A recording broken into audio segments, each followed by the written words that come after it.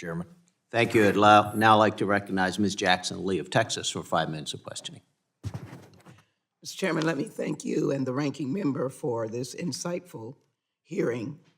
But let me lay as a premise that none of this enlightening testimony transpired during the Trump administration. No Republican was interested in speaking clearly and loudly about the Trump corporate giveaway that has basically put us in a sizable hole. And none of you have taken into account, if you will, the investment that has been done. Interestingly enough, Donald Trump, as president, started Buy in America very clearly. No voices were raised, no witnesses came on behalf of Republicans to speak against it. The only way we're going to be fair on this process is as we speak clearly, no matter who is in the majority. That is not the case at this point. We have a hysterical statement, cut spending in 2024. That means leave children along the highway of despair, impoverish people, no housing, no investment in education. Dr. Zandi, I'm going to question you in the backdrop of some of these points, but I ask unanimous consent to place in the record. The Guardian next expects prices to slow this year and sign that inflation is easing. May 29, 2023, I ask unanimous consent to put that in the record. Forbes magazine, February CPI report shows that inflation keeps falling, March 14, 2023. I'm not suggesting that we should not be here being serious about this issue, but let's be realistic and let's have all the facts. Now, as I question you, Dr. Zandi, allow me just a moment that I want to put on the record. You know, a budget is a vision for America. In the president's budget, he spoke to the horrors of gun violence. And I want to put on this record that we have yet to see the Republican budget. We've yet to see it. And yet I just came from standing again in front of the steps of the United States Capitol, mourning the mass murder that occurred in Nashville, Tennessee. 3 dead 9-year-olds, 3 wonderful adults are now having their families mourn. We cannot get an assault weapons ban. We cannot get universal background check. And guess what? The ending of all of this carnage saves money. Children dying, number one, is homicide. It saves money if we begin to grapple with this violence that is taking over America.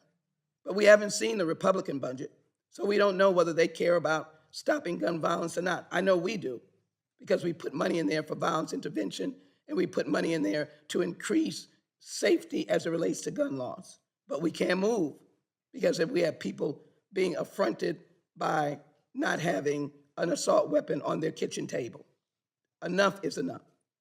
Let me quickly just ask you, if I might, investment isn't, and can you answer the question, would we not consider the bipartisan infrastructure bill, the Inflation Reduction Act? And I want to give you an opportunity to respond to this so-called corporate piggy bank, if you will, and the CHIPS Act, which I'm so excited about, which is research and investment.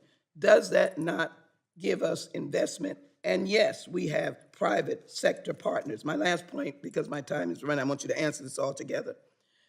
Could you dive into how devastating the present law is that we raise the debt ceiling?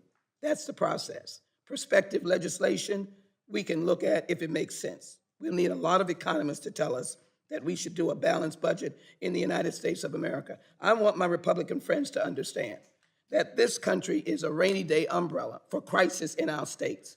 Do you know what happened in Mississippi? No one is going to be able to help them with 25 dead but the United States. So this question of debt ceiling, the threat of not raising it, if you can do a deep dive to say how devastating that is. First, the question of investment and how that impacts. You might want to comment on my articles that I just gave you on inflation. And then, of course, and forgive my voice, and then, of course, the deep dive on the question of debt ceiling having to be raised. Thank you. I'd say your voice is very strong. Then, horse or not, it's a very strong statement. Well, on the investment, I concur. I think the infrastructure legislation, the CHIPS Act, and the IRA, the Inflation Reduction Act, taken in their totality, will be positive to long-term economic growth, address some of our pretty obvious geopolitical limitations when it comes to the chip supply chains that were so problematic during the pandemic, and also in terms of our relationship with China, very, very important. And I think it is very clear that climate change is a very serious issue. You can see it in, increasingly in the climate change and the impact that's having. So I concur with that. In certainly very positive long-run investments. And generally, if you look at all the pay-fors that are in them, it's largely paid for, at least on a static basis. And again, I'm using CBO estimates for that. Of course, now with the debt limit, I mean, I think that's just pretty clear that just has to be raised. It's an anachronistic law that is not helpful. It's very counterproductive, and it just needs to be raised without drama. Any drama in the current environment would be highly counterproductive, and particularly in the current environment when we're, everyone's on edge with what's going on in the banking system. It just doesn't make a lot of sense to go down any different path than let's just raise the debt limit and move on. Thank you. Thank you. Thank you very much.